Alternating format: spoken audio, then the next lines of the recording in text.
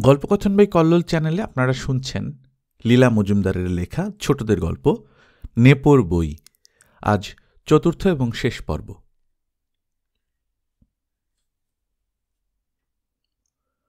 গুপি চলে গেলে অনেকক্ষণ বসে ব্যাপারটা নিয়ে ভাবলাম। জানলা দিয়ে বাইরে তাকিয়ে দেখতে পেলাম বড় মাস্টার হাত নেড়ে বউকে কি বোঝাচ্ছেন, আর বউ ঘন ঘন মাথা নেড়ে আপত্তি জানাচ্ছে। কিছুদিন আগে বড় মাস্টারের বউ পোড়ার লোমহর্ষক কাহিনী শুনেছিলাম।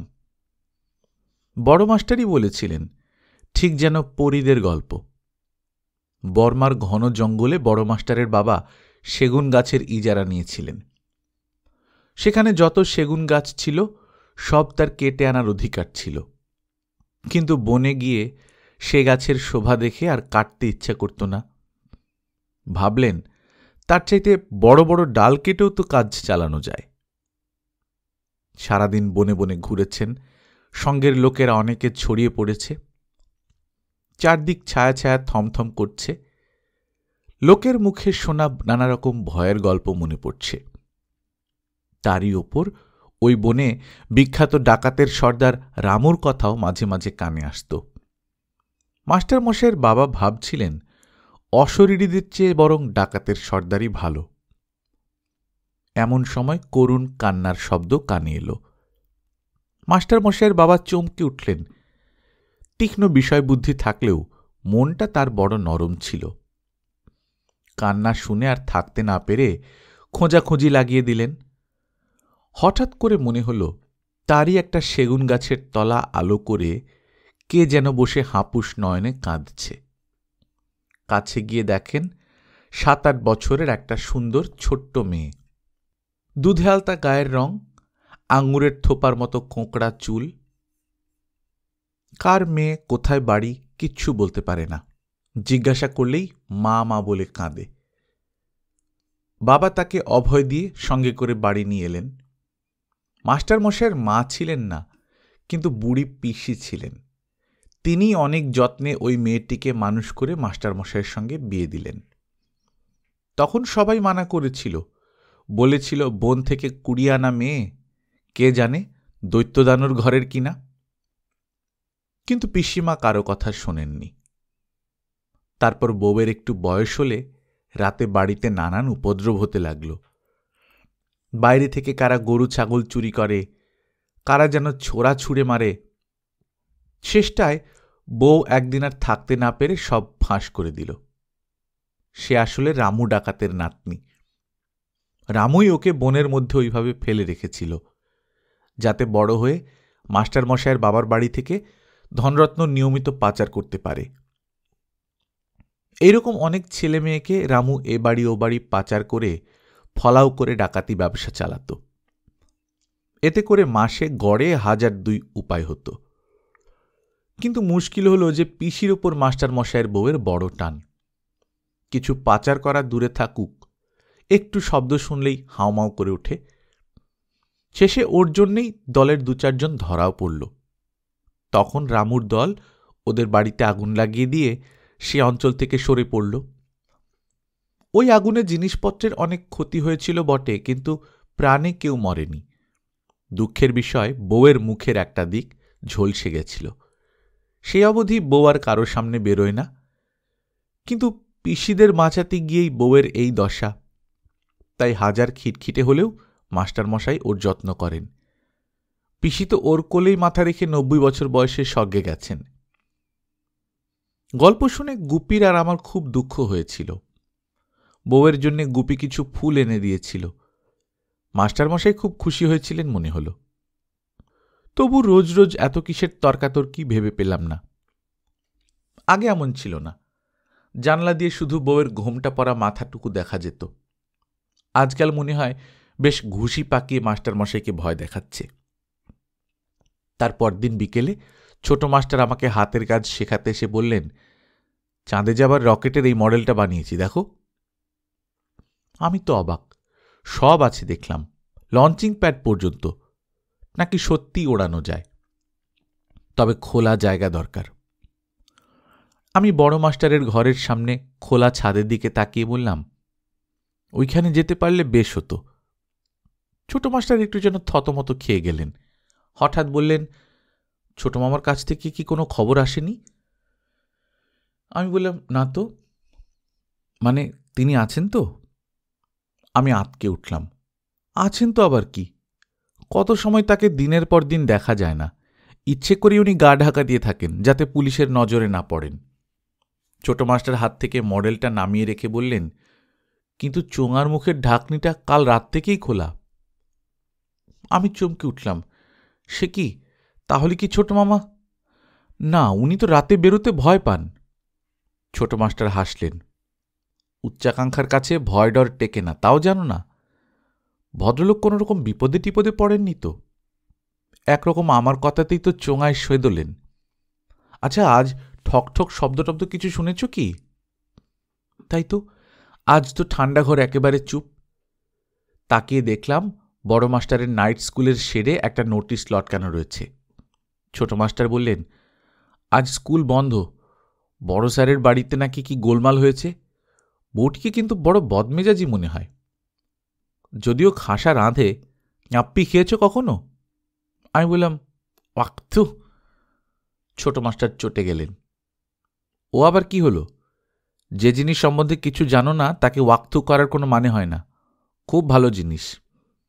এক থালা ভাতে এক চিমটি মাখলেই অমৃতের মতো লাগে। বড় স্যারের নিজের মুখে শোনা। ছাদের ঘরে ওর বউ নাপ্পি বানায়, ফুলের টবের মাটিতে পুঁতে রাখে। একদিন একটু চেয়ে নেব। তারপর ছোট মাস্টার যাবার জন্য তৈরি হয়ে বললেন, না, মনটা বড় খুঁতখুত করছে। গুপির দূরবীনটা দাও তো, একটু দেখি। অনেকক্ষণ দেখলেন।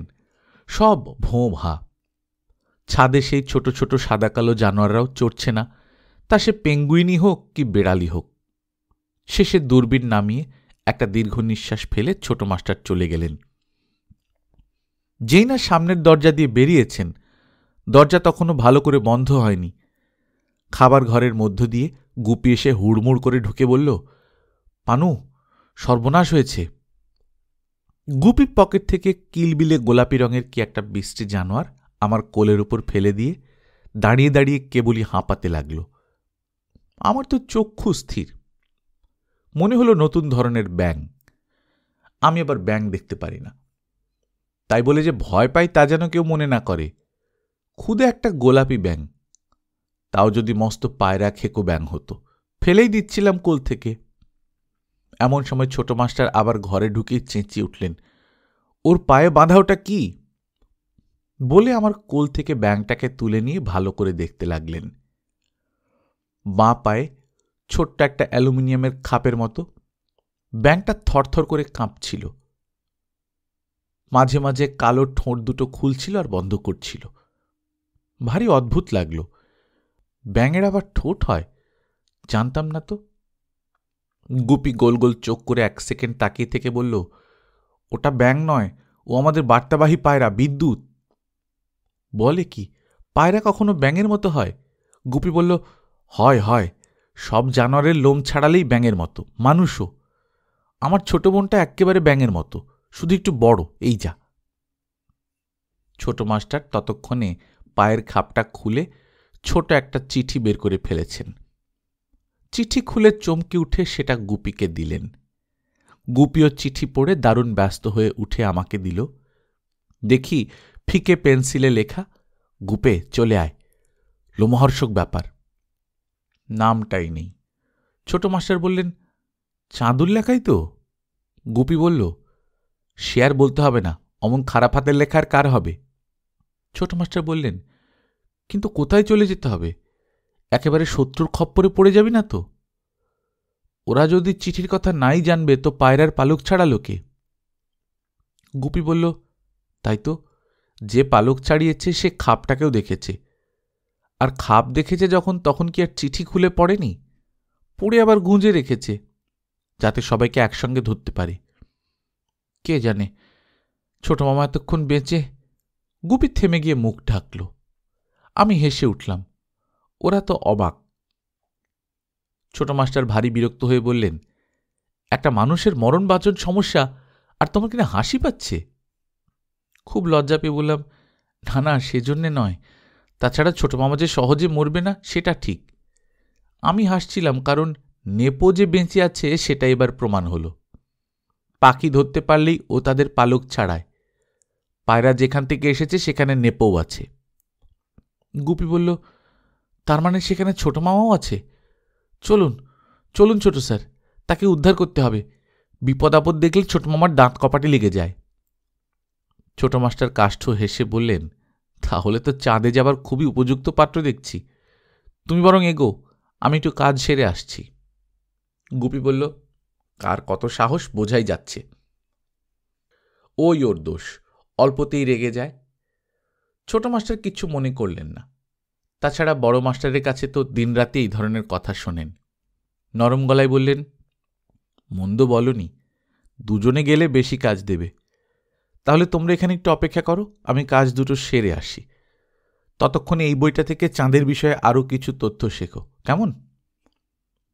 এই বলে ছোট একটা বই আমার হাতে দিয়ে ছোট মাস্টার একরকম ছুটে বেরিয়ে গেলেন। ভারী ভালো বইটা, নাম চাঁদের রহস্য। খুলে দেখলাম লেখা রয়েছে সম্ভবত 450 কোটি বছর আগে গ্যাস আর ধুলো একসঙ্গে জমে চাঁদের সৃষ্টি হয়েছিল। এই রকম মত কোনো কোনো বিশেষজ্ঞ পোষণ করে থাকেন, অর্থাৎ চাঁদ পৃথিবীর থেকেও পুরনো। কেউ কেউ আবার বলেন পৃথিবীর টুকরো ছিঁড়ে ছিঁড়ে উড়ে গিয়ে চাঁদ হয়েছে। চাঁদ নিজের অক্ষে 27 আর 1/3 দিনে একবার পাক খায়। পৃথিবীর চারদিকে 29 ঘন্টা 44 মিনিটে একবার ঘুরে আসে। চাঁদের ব্যাসের মাপ 3456 কিলোমিটার। মাঝে মাঝে চাঁদের রঙের পরিবর্তন দেখা যায়। তার কারণ সম্ভবত নিভে যাওয়া আগ্নেয়গিরির গহ্বর থেকে গ্যাস বেরোয়। এই অবধি পড়ে গুপি বইটাকে ছুঁড়ে মাটিতে ফেলে দিয়ে ঘরময় পায়চারি করতে লাগল। দেখলাম মুখটা খুব লাল, বোধহয় কান্না চাপছিল। ঠিক সেই সময় হন্তদন্ত হয়ে ছোট মাস্টার ফিরে এসে বললেন, গুপি চলো। তারপর একটা ছোট্ট কার্ডে একটি গোপন টেলিফোন নম্বর লিখে আমার হাতে দিয়ে বললেন, যদি দেখো রাত 10টার মধ্যেও আমরা কেউ ফিরে এলাম না, তাহলে এই নম্বরে ফোন করে শুধু বলবে ফুসমন্তর, ব্যাস, আর কিছু নয়। কার্ডটি তক্ষুনি ছিঁড়ে ফেলো, আর কখনো কাউকে বলো না। বলিও নি কাউকে, তাছাড়া এখন ভুলেও গেছি। অবশ্যই ফোন করার দরকারও হয়নি, কার্ডটাকে ছিঁড়েও ফেলেছি। ওরা চলে গেলে পরে আমার নানান কথা মনে হতে লাগলো। পা দুটোর ওপর এমন রাগ হতে লাগলো যে আর কি বলবো। তার উপর রামকানাই এসে ইনিয়ে বিনিয়ে ওর পিসে মশায়ের কতবার কি অসুখ হয়েছিল তাই বলতে লাগলো। ওকে বললাম, জানো নেপো বেঁচে আছে। রামকানাই তো অবাক। ও কি কথা পানুদা, যারা অনেকদিন স্বর্গ ভোগ করছে তাদের বিষয়ে অমন কথা বলতে হয় না। অবশ্যই স্বর্গ কিনা সে বিষয়ে ঠিক বলা যায় না। আমি বললাম, না রামকানাইদা না, নেপো ছাড়া কে বিদ্যুতের পালক ছড়িয়েছে বলো? বুক পকেট থেকে বিদ্যুৎকে বের করে দেখালাম। রামকানাই তো হাঁ। হঠাৎ বড় মাস্টারের জানলার দিকে চোখ পড়তেই চমকে উঠলাম। ঘরে আলো জ্বলছে না। এই বাড়িতে আমরা 4 বছর আছি, কখনো ও ঘর অন্ধকার দেখিনি। যেই না সূর্য ডোবে ও ঘরেও বাতি জ্বলে। একবার অনেকক্ষণ পাড়ার আলো নিভে গেছিল, নেবার সঙ্গে সঙ্গে ও ঘরে মোমবাতির আলো দেখতে পেয়েছিলাম। বউ বোধ করে অন্ধকারকে ভয় পায়, অথচ একদিন ওই বউই বনে বাস করত। জানলার কাছে গিয়ে দেখলাম ছাপাখানার আর ঠান্ডা ঘরের কোনো আলোই জ্বলছে না। নিচে বড় মাস্টারের নাইট স্কুলের শেডের সামনের বড় আলো নেবানো। কোথাও একটা লোক দেখা যাচ্ছে না। তবু আমার ঘরে বসেই টের পাচ্ছিলাম যে ওই দুটো বাড়িতে সাংঘাতিক একটা কিছু পাকিয়ে উঠছে। রামকানাইকে বললাম, তুমি একবার যাও না, গুপি আর ছোট মাস্টারের সাহায্য দরকার হতে পারে। রামকানাই ফোঁস করে উঠল, ও বাবা, সে আমি পারব না। কেউটে সাপের বাসায় নাক গলানো আমার কম্য নয়। তাছাড়া আমি গেলে তোমার দেখাশোনা করবে কে? তোমাকে একা ফেলে যাই, আমার চাকরিটাও যাক আর কি। যাই, মাংসটা চাপিয়ে এসেছি। এই বলে রামকানাই সত্যি সত্যি দরজার দিকে এগিয়ে গেল। দরজার কাছে পৌঁছে ফিরে বলল, কোনো ভয় নেই, ওই যে সামন্তবাবু একদল প্যাদা নিয়ে গলিতে ঢুকল। যাই, মাংস না ধরে যায়, চোর ধরার চেয়ে সে অনেক খারাপ হবে। আরও অনেকক্ষণ চুপ করে বসে রইলাম। রামকানাই একবার উঁকি মেরে দেখতে এলো কি করছি। বললাম, সব শুনেও নেপোকে খুঁজতে যাবে না? রামকানাই বলল, না, আমার গুরুদেব শুনলে দুঃখিত হবেন। এই বলেই চলে গেল। একটু পরে আবার এসে বলল, অত নেপো নেপো করো কেন? মহাপাজি বেড়াল, অমন ঢের ঢের বেড়াল পাওয়া যায়, চাও তো দুটো একটাকে এনেও দিতে পারি। চাঁদের বইটা ছুঁড়ে মারলাম। সঙ্গে সঙ্গে সে কি চিৎকার! শুনে আমার গায়ের সব লোম খাড়া হয়ে উঠল। মনে হলো কে চেঁচাচ্ছে, পানু পানু, ওরে পানু বাঁচা রে! আবার ম্যাও ম্যাও। আর 1 মিনিট অপেক্ষা করলাম না, পাই পাই গাড়ি চালিয়ে একেবারে পেছনের বারান্দার ঘোরানো সিঁড়ির মুখে কাছে চলে এলাম। মনে হলো ওদিকে ওদের ঘোরানো সিঁড়ির মাথার দরজাটায় কারা যেন আছড়ে পড়ল। পানু পানু বাঁচা! আর সে কি ম্যাও ম্যাও শব্দ! ও রামকানাইদা, রামকানাইদা বলে চেঁচাতে লাগলাম। উত্তর নেই। হঠাৎ দেখি রঙের মিস্ত্রিদের তক্তাটা আমাদের রেলিংয়ের ধারে পড়ে আছে। এক মাথা সিঁড়ির রেলিংয়ে বাঁধা, নিশ্চয়ই গুপির কাজ। হাত বাড়িয়ে সেটাকে তুলে নিলাম। বেশ ভারী। গাড়ি থেকে নেমে সিঁড়ির রেলিংয়ের ফাঁক দিয়ে ঠেলে ঠেলে যেই না ওদের সিঁড়ির সঙ্গে জুড়ে দিলাম, অমনি ওদিকের দরজা খুলে হুড়মুড় করে দাড়িওয়ালা একটা লোক বেড়াল বগলের তক্তা পেরিয়ে চলে এলো। সঙ্গে সঙ্গে গুপি এসেই তক্তা টেনে নিল। কিন্তু ততক্ষণে আরও গোটা 10 বেড়াল আমাদের বারান্দায় এসে উঠেছে। উঠেই কার্নিশ বেয়ে হাওয়া। আমি মাটিতে পড়ে গিয়েছিলাম। এবার উঠে গাড়িতে চেপে খাবার ঘরে এলাম। গুপি বারান্দার দরজাটা বন্ধ করে দিল। আমি কেবল বলতে লাগলাম, ওরে নেপো, আবার ফিরে এসেছিস? আর নেপো আমার কোলে উঠে কেবলই আমাকে চাটতে লাগল। নেপোর গলায় দেখলাম একটা সাদা টিকিট ঝুলছে, তাতে লেখা ইংরেজি এ। ছোট মামা আর গুপি আমার বিছানায় বসে খালি হাঁপাতে লাগল। তাদের মুখগুলো কাগজের মতো সাদা, হাত পা কাঁপছে। রামকানাইকে কিছু না বলতেই ওদের জন্যে গরম চা আর নেপোর জন্যে বাটি করে দুধ নিয়ে এলো। টানতে টানতে নেপোকে আমার কাছ থেকে নিয়ে দুধের বাটির সামনে বসিয়ে দিল এবং বলা বাহুল্য, নেপো তৎক্ষণাৎ দুধের সদ্ব্যবহার করতে লেগে গেল। এমন সময় দরজা ঠেলে মেজ কাকু ঢুকেই ওদের দেখে বললেন, এই যে তোমরা এখানে, ওটা কে? চাঁদু না? তুই আবার দাঁড়িয়ে রেখেছিস কেন? চেঁচে ফেল, বিশ্রী দেখাচ্ছে, স্রেফ আইন ভঙ্গকারী। তোরা এখানে কি করছিস? এদিকে পাশের বাড়িতে বিনু তালুকদার যে কেল্লা ফতে করে দিয়েছে তাও জানিস না বুঝি? চাঁদু, এবার তুই বাড়ি ফিরে নিশ্চিন্ত মনে পড়াশুনো করগে, যা। বুড়ো বাপকে আর জ্বালাস নে। গড় গড় করে যে কি বকছেন কাকু তা আমি ভালো করে বুঝতেই পারছিলাম না। কিন্তু গুপি আর ছোট মামা কোনো কথা না বলে পাশাপাশি আমার খাটের উপর শুয়ে পড়ল। কাকু ব্যস্ত হয়ে রামকানাইকে বললেন, হাঁ করে বসে আছিস যে, ও দুটোর দাঁত কপাটে লেগেছে দেখছিস না? মাথায় জলের ঝাপটা দে। কিন্তু রামকানাইয়েরও এমনই হাত পা কাঁপছিল যে সেও নড়তে পারছিল না। শেষ পর্যন্ত আমি তাক থেকে কুঁজো নামিয়ে জলের ঝাপটা দিতে লাগলাম। তাই দেখে কাকু আবার ধপ করে চেয়ারে বসে পড়ে বললেন, তুই হাঁটছিস? তাই তো, দিব্যি হাঁটাহাঁটি করছি, এতক্ষণ তো টের পাইনি। বাবাও এসে ঘরে ঢুকে হাঁ করে আমার দিকে চেয়ে রইলেন। কেন জানি হাওমাও করে কেঁদে ফেললাম। বাবাও নাক টানতে টানতে আমার হাত ধরে আবার বসিয়ে দিলেন। পকেটে বোধহয় চিপকে গিয়ে বিদ্যুৎ ভকভকম করে উঠল। মা এসে কিছু না বলে মহা কান্নাকাটি লাগালেন। এ তো বড় জ্বালা। অনেক পরে বাবা বললেন, ডাক্তারবাবুকে ফোন করে দেওয়া হয়েছে, এক্ষুনি আসবেন। বললেন এইরকম একটা উত্তেজনারই দরকার। কিন্তু এরা দুজন এখনো ভিজে বালিশে শুয়ে কেন? সর্দি লাগবে না? গুপি আর ছোট মামার দুজনারই সর্দির বড় ভয়। বাবার কথা শুনেই তড়াক করে উঠে বসে আমার তোয়ালে দিয়ে তারা মাথা মুছতে লেগে গেল। তারপর বাবা মেজ কাকুকে বললেন, কি ব্যাপার খুলে বল দেখিনি? কাকু বললেন, নিতাই সামন্ত এক্ষুনি এলো বলে, এদের স্টেটমেন্ট নিতে, তার কাছেই সব শুনো। আমার বুদ্ধি শুদ্ধি সব গুলিয়ে গেছে। নিতাই ফোন করে বলল, তোমার বাড়ি থেকে পাখি যেন না পালায়, তাই এলাম। এ কথা যেই না বলা, ছোট মামা আর গুপি দুজনাই লাফ দিয়ে উঠে পড়ল। মেজো কাকু বললেন, কি হচ্ছে ওসব? ও কি হচ্ছে? ওসব চলবে না, চুপ করে বসে থাকো। আমি কথা দিয়েছি সে না আসা অবধি তোমাদের এখানে আটকে রাখব। গুপি বলল, কি করে জানলেন আমরা এখানে? মেজো কাকু তো অবাক। কি করে জানলাম? শুধু আমি না, পাড়া শুদ্ধ যত লোক অন্ধকার গলিতে খাপে দাঁড়িয়েছিল সবাই দেখেছে তক্তা পার হয়ে দুজন আইন ভঙ্গকারী এখানে আশ্রয় নিচ্ছে। খবরদার যদি নড়েছ, আর সামন্ত আসার আগে ঠোঁট ফাঁক করবে না। তোমরাই পুলিশের সবচেয়ে বড় সাক্ষী। ভেতরের ব্যাপার সচক্ষে দেখে এসেছ। ছোট মাস্টার কোথায়? যাগ্গে, পুঁটি মাছ বোধহয় বিনু তালুকদারের জালে পড়েছে। এই বলে মেজো কাকু বেদম হাসতে লাগল। খুব রাগ হল।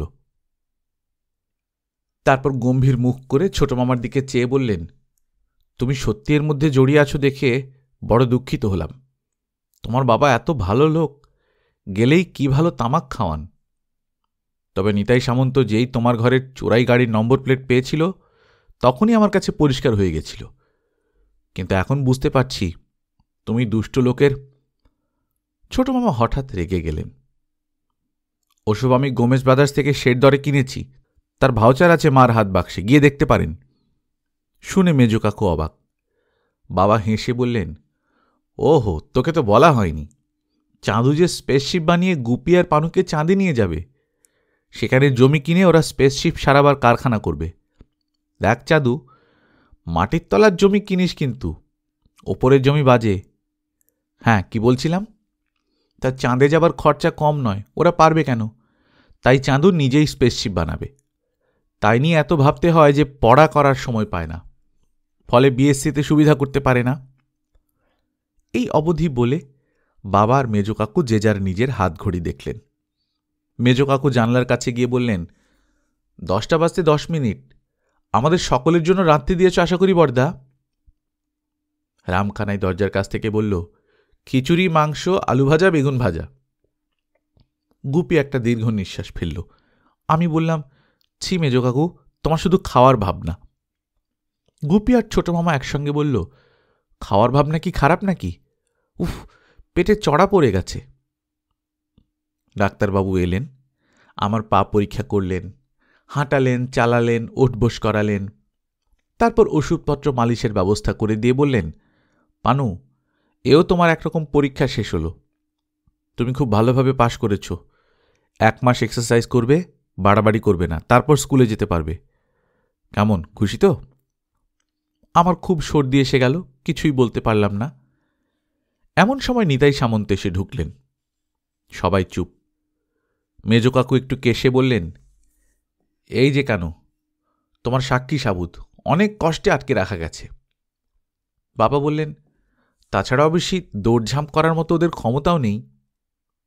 ছোট মামা ভাঙা গলায় বললেন, 2 দিন খায়নি, খাঁচায় বন্ধ করে রেখেছিল। নিতাই সামন্ত বললেন, তাই নাকি? ভাগ্যিস গুপিরা গেছিল। ছোট মামা চিঞ্চি করে বললেন, মোটেই ওরা আমাকে উদ্ধার করেনি, আমি বরং। গুপি বলল, ফের। ছোট মামা থেমে গিয়ে টোক গিলতে লাগলেন। বাবা আর মেজো কাকু একসঙ্গে বললেন, এবার তাহলে রহস্যের উদ্ঘাটন হোক। নিতাই সামন্ত ঘড়ির দিকে তাকিয়ে বললেন, ধৈর্য ধরুন, বিনু তালুকদার হয়তো রিংলিডারদের নিয়ে এখানেই আসবেন মোকাবেলা করতে, অর্থাৎ সবাইকে মুখোমুখি এনে ব্যাপার খোলাসা করতে। তেওয়ারির আখুর দলও আসবে। কিছু আসবাব সরালে ভালো হয়। আমি বললাম, আমার ঘরে কেন? তার চেয়ে সবাই মিলে বসবার ঘরে গেলে হয় না? সামন্ত বললেন, আরও ভালো হয় যদি একদল এখনই খেয়ে নেয়। চাঁদু, গুপি, পানু এরা খেয়ে নিক। দেখো, আবার পালাবার চেষ্টা করলে হুলিয়া লাগিয়ে ধরিয়ে এনে ফাটকে দেব কিন্তু।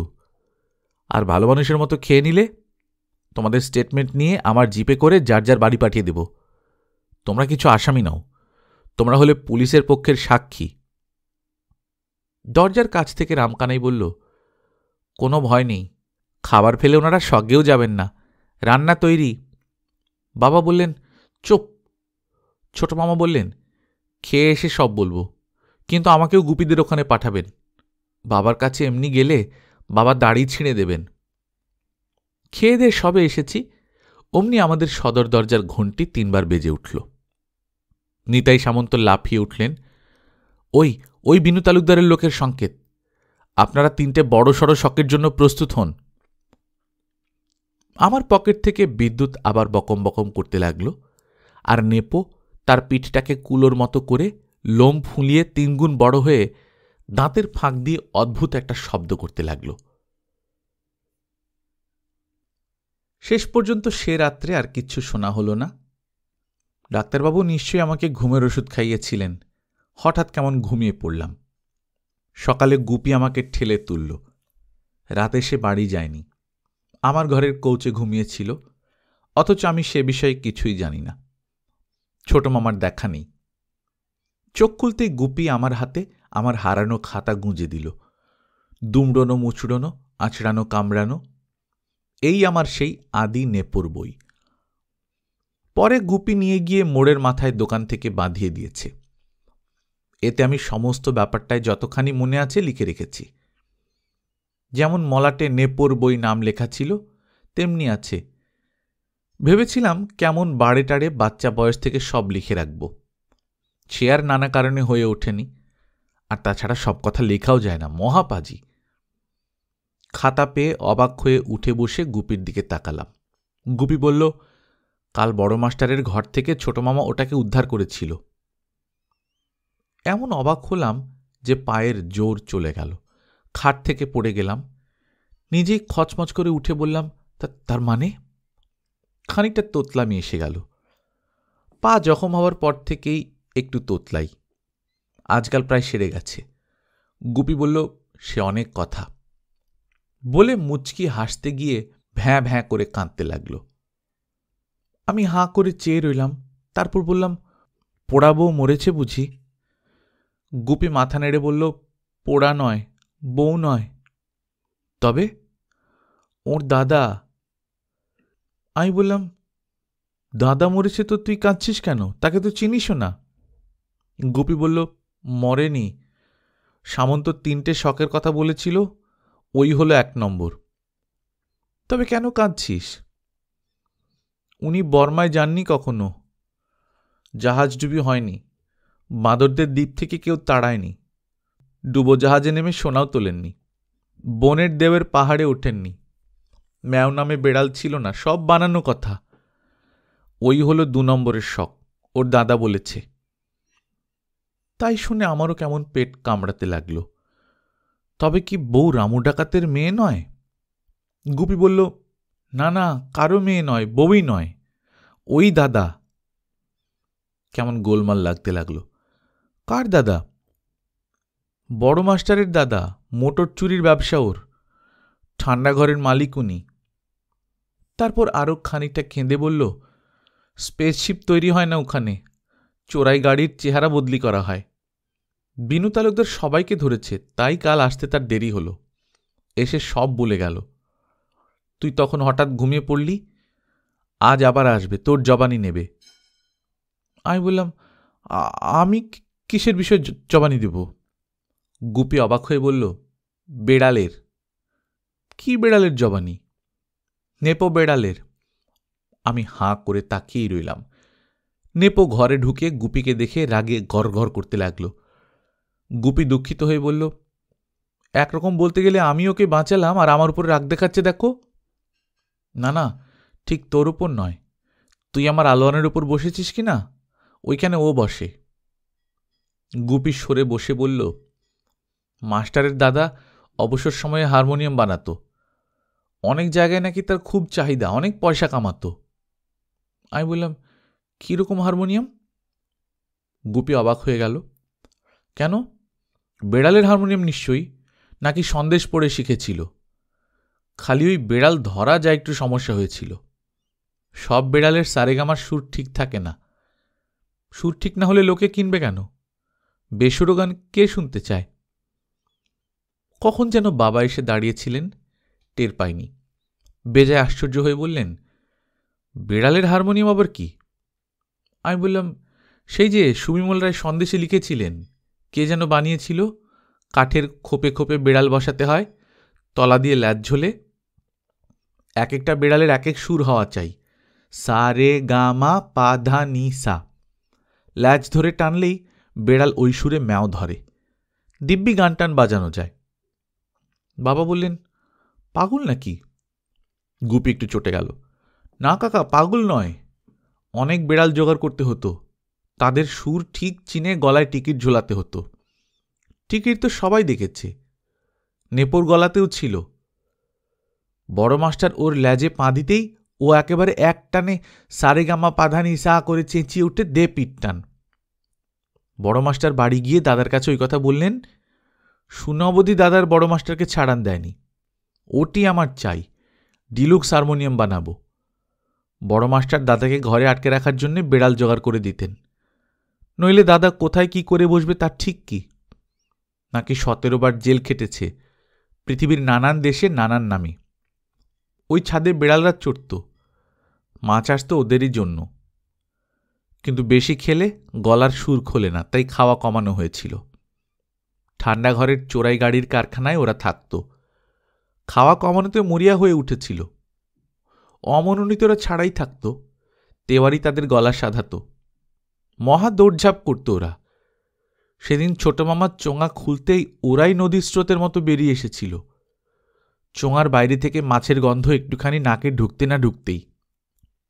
আমি বললাম, আর ছোট মামা? গুপি একটু হাসল। ছোট মামাই তো চোঙা দিয়ে কারখানায় ঢুকে বেড়ালদের খাঁচা আবিষ্কার করে নিজেই একেবারে ছোট মামা একটা হিরো। এই বলে গুপি আরও খানিকটা কেঁদে নিল।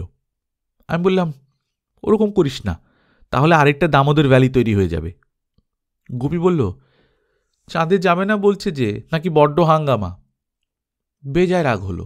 চেঁচিয়ে বললাম, চাঁদে যাবে না তো করবেটা কি শুনি? গুপি বলল, পুলিশে চাকরি নেবে, ওই হলো 3 নম্বরের শখ। পুলিশে চাকরি নেবে? সে আবার কি? বিনু তালুকদার ওকে হাত করেছে, বুঝলি না? ওকে দিয়ে কাজ হাসিল করেছে, এখন কি ওকে ছাড়ে? বাইরের দরজার ঘণ্টি পড়ল। বাবা লাফিয়ে উঠে বললেন, ওই যে মিস্টার তালুকদারের দল এলেন বোধহয়। সঙ্গে সঙ্গে মেজ কাকু আর নিতাই সামন্ত ঘরে ঢুকে ধপাধপ করে একটা চেয়ারে বসে কপালের ঘাম মুছতে লাগলেন। মেজ কাকু বললেন, উহ, সাধে লোকে ওর নাম দিয়েছিল গরিলা ঘোষাল। গায়ে কি জোরটা দেখলে? একবার গা ঝাড়া দেয় তো তোমাদের সবচাইতে জোরালো 5-6টা ছিটকে পড়ে। আবার তেজ কত! বুক চাপড়ে বলল, কি করবি রে তোরা? বউ সেজে ঘোমটা দিয়ে 7 বছর কাটালাম, এখন আমার ভয়ডর বলে কিছু নেই। দে না 5 বছরের জন্য জেলে। পায়ের উপর পা ফেলে তোদের পয়সায় দুবেলা খাবো, আর আমার হারমোনিয়ামের বইটা এই অবসরে লিখে ফেলব। চাঁদু এলো না। কালকের অত উত্তেজনার ফলে ওর পেটের অসুখ করেছে। গুপিদের বাড়িতে আশ্রয় নিয়েছে। বাড়ি গেলে বুড়ো ওকে মাটিতে বিছিয়ে দেবে। নিতাই সামন্ত বললেন, কি জানি শেষ পর্যন্ত গাড়ি চুরির কেসটা টিকবে কিনা। ওখানে তো এই দুটো ভাঙা গাড়ি ছাড়া কিছু পাওয়া গেল না, নাকি গাড়ি সারাবার কারখানা। ও দুটোকে শের দরে কিনেছে, লাইসেন্স নেই বলে লুকিয়ে কাজ করে। এদিকে বেড়ালের হারমোনিয়াম তৈরি করা কিছু বেআইনি নয়, ওই লাইসেন্স নেই বলেই যা খানিকটা জরিমানা করা যেতে পারে। বাবা বললেন, সবটা খুলে না বলে ঠিক বুঝতে পারছি না। সামন্ত বললেন, তাও বুঝলেন না? এর মধ্যে দুটো ব্যাপার জড়িত, 1 গাড়ি চুরি, 2 বেড়াল চুরি। চোরের সর্দার কিন্তু একজনই, ওই যে বললাম গরিলা ঘোষাল, বড় মাস্টারের দাদা। ঠান্ডা ঘরটা একটা ভাঁওতা, ওটা আসলে মোটরের কারখানা। আমাদের বিশ্বাস চোরাই গাড়ির, কিন্তু তার কোনো প্রমাণ পাচ্ছি না। তাছাড়া হারমোনিয়ামের কাঠের খোল তৈরি হয় ওখানে, তারই ঠকঠক শোনা যায়। এঁরা তাই শুনে ওই স্পেসশিপ বানাচ্ছে বলে আহ্লাদে 8খানা। দেখলাম চমৎকার ব্যবস্থা। ঠান্ডা ঘরের ছাদে ওঠার সিঁড়ি আছে ভেতরে। ছাদের কোণা দিয়ে নাইলনের দড়ির মই বেয়ে ঘুলঘুলির ভিতর দিয়ে বড় মাস্টারের ঘরে যাওয়া যায়। আবার সেখান থেকে বড় সিঁড়ি দিয়ে ছাপাখানার ভেতর নামা যায়। নাইট ওয়াচম্যানের ঘরেও ঢোকা যায়। তাড়া খেয়ে গুপিরা তাই করেছিল। তারপর পানুর তক্তা ফেলে দিতেই এ বাড়িতে পালিয়ে আসতে পেরেছিল, নইলে গরিলা ওদের মেরে পাট করে দিত। তার আগে কি হয়েছিল সে কথা গুপি ভালো বলতে পারবে, আমি তো তখনও পৌঁছইনি। গুপি দেখলাম খুব খুশি, হাসতে হাসতে বলল, ছোট স্যারের সঙ্গে গলি দিয়ে ঢুকে ও মাথায় গিয়ে দেখি ঠান্ডা ঘরের ছোট দরজাটা খোলা, হাওয়ায় দুলছে। ওইখানে গিয়ে ঢুকলাম। একটা প্যাসেজ দিয়ে যেতেই কারখানা, লোহা লক্কর, কাঠের ডাঁই, যন্ত্রপাতি, তেলে প্যাঁচ প্যাঁচে বিশ্রী জায়গা। একটা নিয়ন বাতি জ্বলছে, কেউ কোথাও নেই।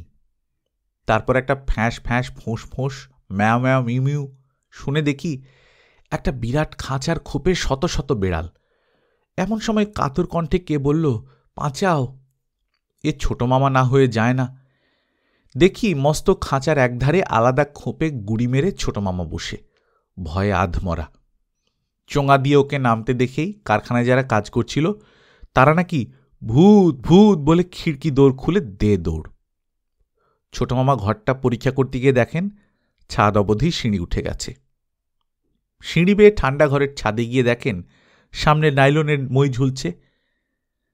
তাই বেয়ে একেবারে বড় মাস্টারের ঘরে, পোড়া বউয়ের মুখোমুখি। কিন্তু সে পোড়া বউ নয়, এক হাত ঘোমটা, ঝোলা গোঁপ, মোটা বেঁটে গরিলা ঘোষাল হারমোনিয়াম পালিশ করছে। ওকে দেখে সে হুঙ্কার দিয়ে লাফিয়ে উঠল। তারপরে 1 মিনিটের মধ্যে বগল দাবা করে স্বচ্ছন্দের দড়ির মই বেয়ে সিঁড়ি দিয়ে নেমে একেবারে ঠান্ডা ঘরে। তারপর বেড়ালের খাঁচার অন্য অর্ধেকে পুড়ে বাইরে থেকে শিকল তুলে কাষ্ঠ হেসে কোনো কথা না বলে আবার সিঁড়ি বেয়ে অদৃশ্য। সেই স্তক ছোট মামা ওইখানে বন্ধ, চেঁচাবারও জো নেই। শব্দ করলেই নাকি বেড়ালেরা নখ বার করে। তারপর সামন্ত 7-8 জন পুলিশ নিয়ে ঢুকলেন, এসেই আগে খাঁচার দরজা খুলে দিলেন। নিতাই সামন্ত খুব হাসতে লাগলেন। আর বলেন কেন দাদা, খাঁচা খুললেও বেরোয় না, টেনে বার করতে হলো। তখন আবার কিছুতেই নড়ে না। দ্বিতীয় খাঁচার বেড়ে লেজের বেড়ালটাই নাকি নেপো, ওকে না নিয়ে নড়বে না। অগত্যা তাদের সবাইকে ছাড়া হলো। তারা আবার আমাদের পা ঘেঁষে সঙ্গে সঙ্গে সিঁড়ি দিয়ে ওপরে উঠল। তারপর সে যা হই হই। গরিলা ঘোষাল লাঠি হাতে তেড়ে এলো। গুপি আর চাঁদু তক্ষুনি দুদ্দার দৌড়। পেছন পেছন গরিলা ছুটল। পানুই শেষটা ওদের বাঁচালো, এই কথা বলতে আমি বাধ্য। একটু খুশি না হয়ে পারলাম না। নিতাই সামন্ত বললেন, অনেক কষ্টে গরিলাকে ধরা হলো। তারপর তাকে আমাদের ভ্যানে তুলে বড় মাস্টারের খোঁজে ছাপাখানায় গিয়ে দেখি তিনি চোখে ম্যাগনিফাইং চশমা এঁটে প্রুফ দেখছেন। এত সব কাণ্ড হলো, তার কিছুই নাকি টের পাননি। বুঝলেন দাদা, ওই নাইট স্কুলের ছাত্রদের মধ্যে বিনু তালুকদারের চট ছিল। দোকানের বুড়ি সেজে ঘুঘুর সমাদদার খবর সংগ্রহ করে দিত। বিনু তালুকদার একবার ধরলে কাউকে ছাড়ে না, এসব প্ল্যান তারই। এই অবধি বলেই নিতাই সামন্ত হাত ঘড়ির দিকে তাকালেন। এর মধ্যে বিনু তালুকদার কোত্থেকে এলো বুঝলাম না। বাবা আবার ব্যস্ত হয়ে উঠলেন। মিস্টার তালুকদার তো কই এখনো এলেন না? আসবেন আসবেন, ওই বড় মাস্টারটিকে নিয়েই হয়েছে মুশকিল। সব দেখে শুনে মনে হয় দাদার সঙ্গে হ্যান্ড ইন গ্লোভ যাকে বলে, অথচ বেআইনি কিছু করছেন বলে প্রমাণ খুঁজে পাচ্ছি না। এদিকে কি বলছেন জানেন, ওর দাদার নাকি একা জেলে কষ্ট হবে, ওকে সাঁকরেত বলে ধরতে হবে। তাহলে নাকি বর্মার জঙ্গলে নাম দিয়ে অদ্ভুত স্মৃতিকথা লেখার সময় পাবেন। মেজো কাকুও হেসে কুটোপাটি, শোনো একবার কথা, লোকটা 24 পরগনার বাইরে কখনো পা দিল না, উনি আবার লিখবেন বর্মার জঙ্গলে। ভীষণ রাগ হল। আমি কিছু বলার আগেই গুপি চেঁচিয়ে মেচিয়ে বলতে লাগলো, কিচ্ছু দরকার নেই বর্মা যাবার, লিখতে হলে যাবার দরকার করে না, লিখবার ক্ষমতা থাকলেই হলো। ঠিক এই সময় সুরসুর করে ছোট মাস্টার ঘরে ঢুকলেন। তাকে দেখেই গুপি রেগে চতুর্ভুজ হয়ে উঠল। কাল আমাকে 70-এর গর্তে ঠেলে দিয়ে কোথায় কেটে পড়লেন স্যার? কানু সামন্ত ছুটে এসে গুপির মুখ চেপে ধরে বলল, কাকে কি বলছো? উনিই বিনু তালুকদার। ছোট মাস্টারের ভেগ ধরে এমনকি আমার পর্যন্ত চোখে ধুলো দিয়েছিলেন। গুপি আমার দিকে তাকালো, আমি গুপির দিকে তাকালাম। তারপর গুপি ছুটে গিয়ে ছোট মাস্টারের সামনে হাঁটু গেড়ে বসে পড়ে বলল, স্যার আমিও পুলিশে চাকরি করব। বেনু তালুকদার ওর পিঠ চাপড়ে আমার দিকে চেয়ে বললেন, স্পেসশিপের মডেলটা? আমি বললাম, বিএসসি পাশ করে আমিও পুলিশে ঢুকব, চাঁদে গিয়ে কাজ নেই, যাওয়া হবেও না। হবে না মানে? এই হলো বলে। তারপর স্পেসশিপেও গুপ্ত গোয়েন্দা রাখা হবে। ও, বলতেই ভুলে যাচ্ছিলাম, তোমাদের বড় স্যার রবিবারে এসে তোমাদের গল্প বলবেন। বর্মার সব ভালো ভালো অভিজ্ঞতা মনে পড়েছে একদিন ফাটকে বসে। এখন স্নান খাওয়া করতে বাড়ি গেছেন। তখন গুপি আর আমি উঠে গিয়ে খাবার ঘরের দিকে চললাম। সঙ্গে সঙ্গে নেপোও চলল, বেড়ে ল্যাজ খাড়া করে। গল্পকথন বাই কল্লোল চ্যানেলে আপনারা শুনছিলেন লীলা মজুমদারের লেখা ছোটদের গল্প নেপোর বই। আজ চতুর্থ পর্বের মাধ্যমে শেষ হয়ে গেল। লীলা মজুমদারের লেখা এই ধরনের গল্পগুলো যখন পড়া হয় তখন আসলে কোথায় যেন একটা অন্য একটা জগতে চলে যাই। চমৎকার কিছু ছোটদের জন্য লেখা গল্প। লীলা মজুমদারের অন্যান্য লেখা যে গল্পগুলো আমাদের এখানে পড়া হয়েছে, হলদে পাখির পালক আমাদের পড়া হয়েছে, টংলিং, বকধার্মিক, তারপর গুপির গুপ্ত খাতা, এই ধরনের বইগুলো পড়া হয়েছে। আপনারা যারা চান পুরনো বইগুলো শুনতে তারা লীলা মজুমদার স্পেস কল্লোল লিখে সার্চ দিলেই ওগুলো পেয়ে যাবেন। এছাড়া প্লেলিস্ট থেকেও আপনারা শুনে নিতে পারেন, আলাদা প্লেলিস্ট করা আছে লীলা মজুমদারের। সামনে আরেকটা গল্প আছে মাকু। মাকু গল্পটা আমরা আনার চেষ্টা করব। প্রদীপিসির বর্মী বাক্স বাকি আছে, সেটাও আনার চেষ্টা করব। যাই হোক, আপনারা জানাবেন গল্প কেমন লাগলো। নিজে ভালো থাকবেন, আশেপাশের লোকজনকে ভালো রাখবেন। টাটা।